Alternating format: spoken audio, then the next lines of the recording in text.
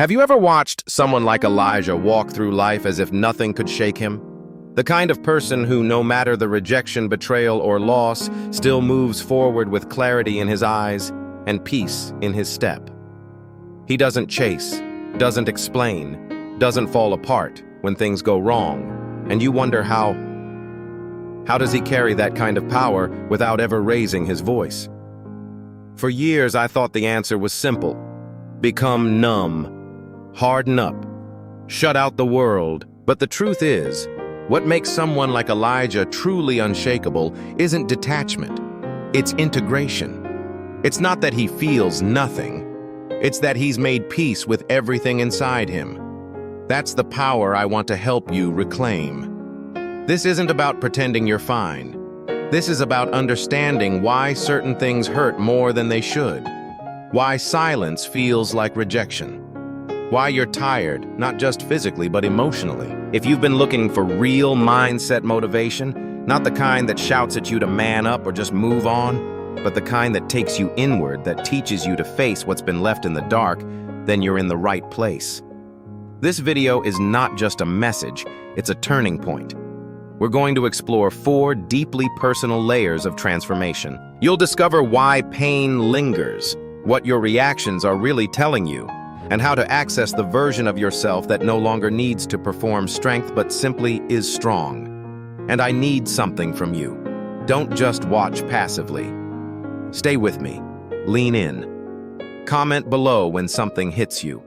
Share the line that speaks your truth, and most importantly, when this part ends, don't stop here.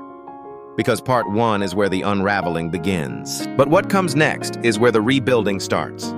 So if you're ready to stop surviving and start integrating, press play on the next chapter. Let's begin the first layer, the lie of emotional strength. Most people grow up with a very specific idea of what strength looks like. Don't cry, don't complain, don't show weakness.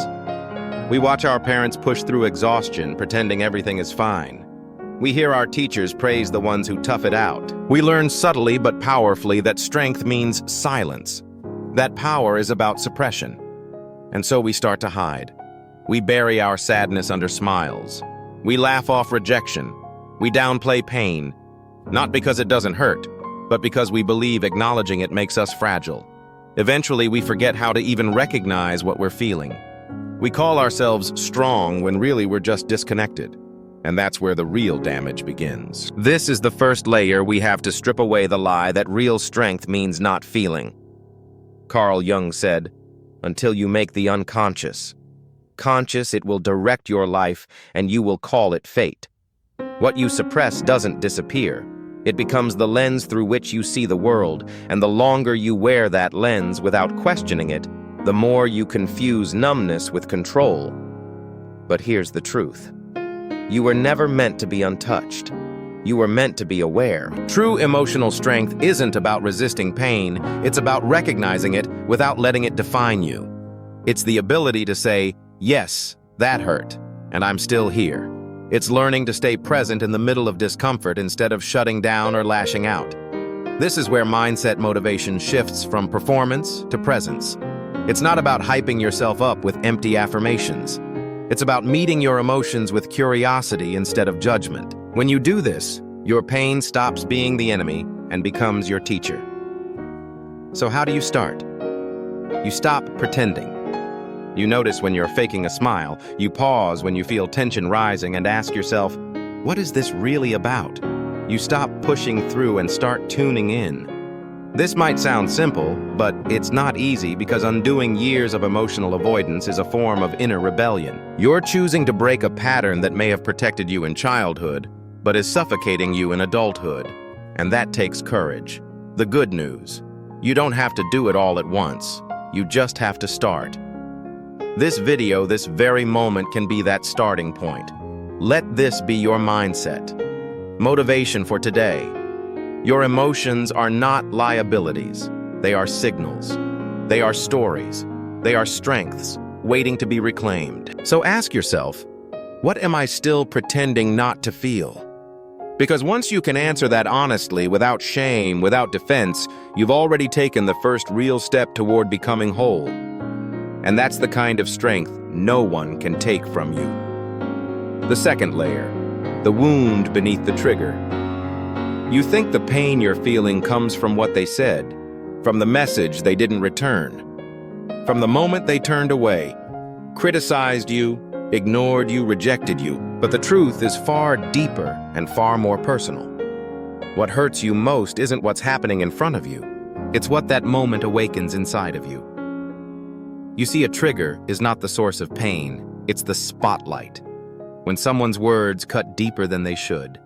When you react with more emotion than the situation seems to deserve. When a small disappointment sends you spiraling. That's not a flaw in you. That's not weakness. It's a sign, a signal, a wound you haven't fully met yet. Carl Jung said, "Everything that irritates us about others can lead us to an understanding of ourselves." And that's exactly what triggers our emotional trail markers, clues leading you back to places in your story where something went unresolved. Somewhere you were made to believe your voice didn't matter, your feelings were too much, that love had to be earned, not given. And that wound, if it remains unseen, becomes the silent force behind every overreaction, every outburst, every breakdown. You can't explain. You keep asking, why do I feel like this? But the better question is, when did I first feel like this? That's where the healing begins. Because when you realize that your current pain is echoing an old belief, an old memory, an old abandonment, you finally stop blaming the people around you for what's still unresolved inside you. This doesn't mean you excuse toxic behavior. It means you reclaim your power by not letting that behavior define your worth. You stop reacting to people like they hold the key to your identity. You stop bleeding for what never cut you in the first place, because your real wound didn't come from this moment. It came long before it. And now your job is to trace the pain, not to punish yourself, but to free yourself. That's the heart of mindset motivation, not pushing forward blindly, but slowing down long enough to ask yourself what's really going on beneath the surface. So how do you begin to heal what's hidden? Start by paying attention to your strongest reactions. The defensiveness, the need to prove, the desire to be seen, validated, chosen. Each reaction points to a belief you've carried without questioning. Each trigger is an invitation to stop blaming and start understanding. Ask yourself, what part of me just got activated? What did I make that moment mean about me? Is this truth or is this an old wound speaking? The moment you bring awareness to the pattern, it begins to lose its grip. You stop being a puppet to pain, you become the narrator of your story, not the character that keeps reliving the same scene. So here's today's mindset motivation. You are not too sensitive. You are not overreacting. You are responding to something that's never been given the time, space, or compassion to heal. And now, you're giving it that. That's what strength looks like.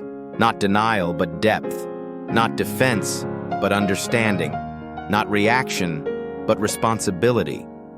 And when you master that, you don't just stop reacting, you start rising. The third layer, integration over suppression. You've been taught to get rid of what hurts, to fight it, to block it, to silence it. But here's the problem with that. What you suppress doesn't go away. It gets stronger. It grows in the dark. It waits for you in the quiet moments, in the conflicts, in the relationships that challenge you most. And that's not your fault. It's a coping mechanism you learned long ago, because somewhere along the way you were taught that some emotions were unacceptable, that vulnerability was weakness, that good people don't get angry, don't feel bitter, don't carry shame. So you did what any of us would do. You buried it. You put on the mask. You tried to outrun what lived inside you, but what Carl Jung taught and what you're starting to realize is that healing doesn't come from rejection. It comes from integration. Jung said, "One does not become enlightened by imagining figures of light, but by making the darkness conscious." In other words, the parts of yourself you're trying to hide are not your enemies. They're your teachers. That anger, it might be showing you where your boundaries were crossed. That jealousy, it might be pointing to a desire you've been denying. That shame, it may be rooted in a story that never belonged to you in the first place. Integration is not about becoming perfect. It's about becoming whole. You don't erase what you feel. You learn to work with it. You sit with the emotion without letting it take over. You say, I see you, I hear you. What do you need me to know? This is emotional maturity. This is mindset motivation at its core. Not about suppressing pain, but about transforming it. Not about fixing yourself, but finally accepting yourself. So how do you practice integration? Start with honesty. Name what you feel, even if it's ugly. Even if it makes you uncomfortable, then ask, what's underneath this emotion? What belief am I holding right now? Where did it begin? And then breathe. You don't need to change the feeling. You need to meet it fully, compassionately, without judgment. Because when you integrate your emotions, they lose their power to control you. You stop exploding. You stop numbing. You start responding with clarity, not chaos. This is where peace lives, not in avoidance, not in fake positivity, but in presence. True mindset motivation isn't about feeling good all the time, It's about being brave enough to feel everything and wise enough to know how to use it. So here's your invitation. Stop labeling parts of yourself as bad. Start seeing them as messengers. Start listening. Start integrating. Because the more of yourself you welcome home, the less of yourself you need to hide. And when you reach that point, you don't just manage your emotions. You master them. The fourth layer, becoming the untouchable self. You've done the inner work. You've stopped running from your triggers. You've stopped suppressing your emotions. You've begun the slow, powerful process of integration, of finally letting every part of you come home. Now comes the final shift, becoming the untouchable self. Not untouchable because nothing affects you, but untouchable because nothing owns you. This is the kind of presence that can walk into a storm and remain centered. The kind that no longer needs approval to feel worthy. The kind that no longer crumbles when misunderstood, ignored or judged because the foundation inside is solid. But not you. Not anymore. Because when you've met your darkness, it no longer scares you. When you've faced your shame, it no longer defines you. When you've reclaimed the parts of yourself you once abandoned, you no longer need the world to tell you who you are. That is real power. Carl Jung called this individuation the emergence of a fully integrated conscious self. It doesn't mean you're done growing. It means you're no longer at war with yourself. You've made peace with your past. You've stopped chasing what was never yours to begin with, and now you choose yourself. This is what mindset motivation truly looks like in its final form. It's not the loud hype. It's the quiet, unshakable conviction that your worth no longer hinges on how others see you. So how do you embody this untouchable self in everyday life? You pause before reacting. You protect your peace like it's sacred. You say no without guilt and yes without fear. You no longer explain your silence. You no longer negotiate your boundaries. You no longer dilute your truth. You understand that not everyone will understand you, and that's okay. Because your goal is no longer to be understood. Your goal is to be authentic. And authenticity will always make the insecure uncomfortable. It will always be misread by those who expect you to stay small. But you don't shrink anymore. You don't explain anymore. You walk forward with clarity, with softness, with fire, and you understand this being untouchable is not about being hardened or cold. It's about being so integrated, so whole, so anchored in self-awareness that nothing outside of you can steal your center again. So let this be your final mindset. Motivation from this series. You don't need to perform strength. You are strength. You don't need to chase healing. You become healing, and you don't need to prove your value. You embody it. Let the world spin. Let opinions swirl. Let old narratives collapse. You are no longer part of the chaos. You are the calm in the center of it. You are not cold. You are clear. You are not detached. You are defined. You are not hiding. You are home. Welcome to the version of yourself you were always meant to become. After going through every emotional layer from recognizing pain to integrating your shadow, the greatest lesson is, this real strength isn't about being untouchable from the outside. It's about being unshakable from within. True peace comes not from suppressing your emotions, but from understanding them deeply and choosing how to respond. Carl Jung didn't just teach psychology, he taught us humanity. He reminded us that only when we dare to look into the darkest parts of ourselves can we uncover our deepest power. And no one else can do that work for you. The journey inward is yours alone to begin. Thank you for staying with this message. Thank you for being brave enough to not turn away from the parts of yourself that needed the most love.